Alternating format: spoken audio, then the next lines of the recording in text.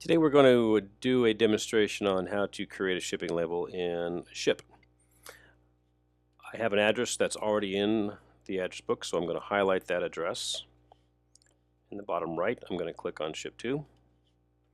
I'm going to click on Classic Ship, because Classic Ship represents the ship and the new ship represents Ship 2.0. So let's just stay with Classic Ship for now.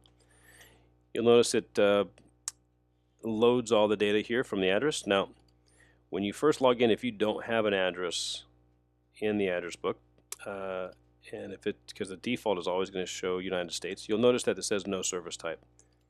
Once you click an international destination, you'll notice that it changed to DHL Worldwide Express. Second thing that you're going to do once you make sure you have all this data for the recipient filled out properly, you're going to go and select the package type. I always recommend that you pick your customer's packaging or customer packaging. You do not need to have any signature required because DHL automatically requires that. If you're shipping anything other than a document, you're always going to have products and commodities checked.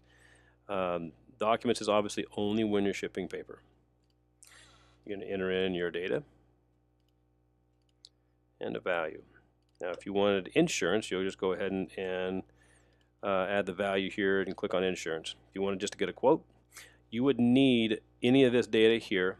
All you would need is you just need to change the destination, country, and a postal code if that's applicable to get a quote. But we're going to do this today as a shipment, so you can get a quote first. It'll tell you all the pertinent data you need. Once you have all this filled out, you click on next, and you put in your content descriptions. I'm just going to call this just a test shipment. Now the shipment reference here, this is just if you wanted to add a PO number, you could do that. Not necessary. If you want to notify the recipient and yourself as far as pickup and delivery, you could just hit sender and receiver. I don't believe I have an email on there, so it'll probably just say null. But if you had an email for the receiver, it would populate that.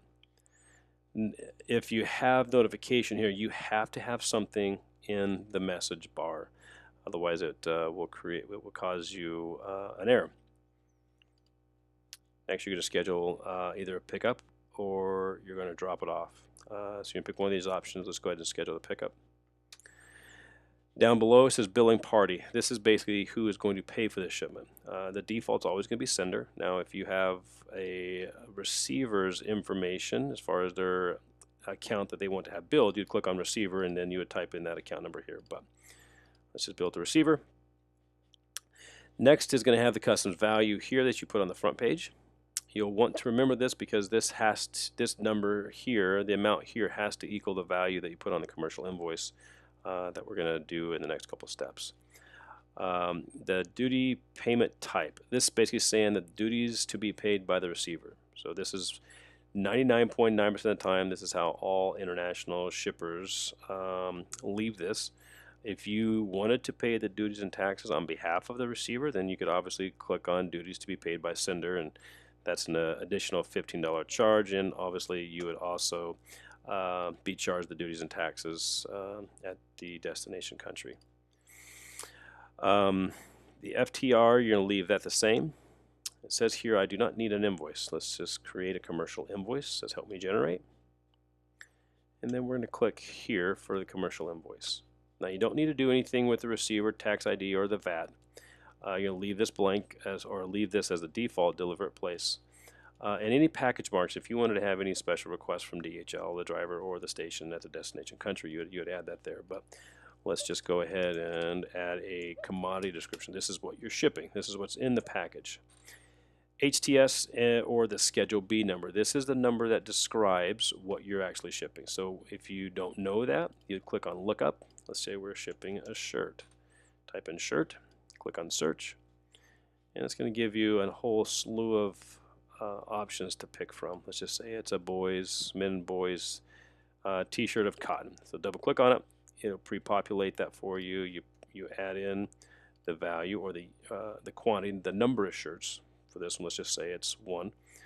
And the value of this t-shirt is $123. You don't need miscellaneous charges here. This is just an option. Now, if you had more than one item, let's say you're shipping a tent. You can type in tent, search it here, and you'd look for the tent and double click on that. And then what you're going to do is you're going to click on save. The next step, once you have all this done, you click on ship. What this is going to do, this is going to automatically generate a label for you, and it's going to schedule the pickup. Now it's going to take the existing data that you've already put in there. As far as the pickup address, the only thing that needs to be populated is the location description. So let's just say you're going to tell the DHL driver it's at the front door. And you click on submit. I'm not going to do that because DHL will show up, but it would, if you click on submit, it will give you a confirmation number.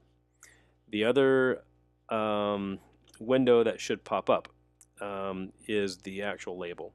If neither one of these windows popped up, then you have a pop-up blocker that you need to accept the pop-up from this website. Otherwise, you will not get these to be popping up.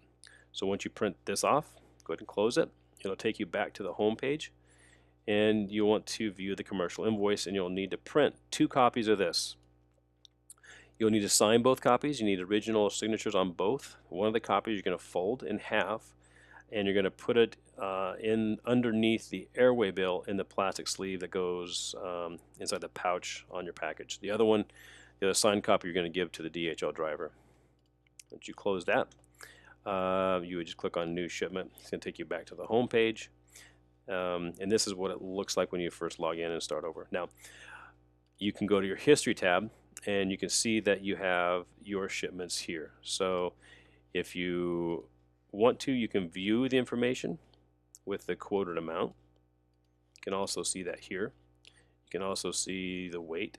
Now, we didn't schedule the pickup, but you would have a pickup confirmation here if you successfully schedule the pickup. If you did not print the label, or if you had a pop-up blocker on, you could go in there and you could pull it up there manually. And same thing with the commercial invoice. Now, if you made a mistake, you can always go back in here and you can void this shipment. So you highlight the shipment that you want voided. You'll notice here that it says DHL is the carrier, and voided it says no. So let's go ahead and void this shipment out. Click yes, and now that shipment is voided. You would also be able to go in here and you can track any one of your shipments by just clicking track and highlighting the actual shipment, and it'll give you the data on where that's at. But that is how you create a label in WebShip.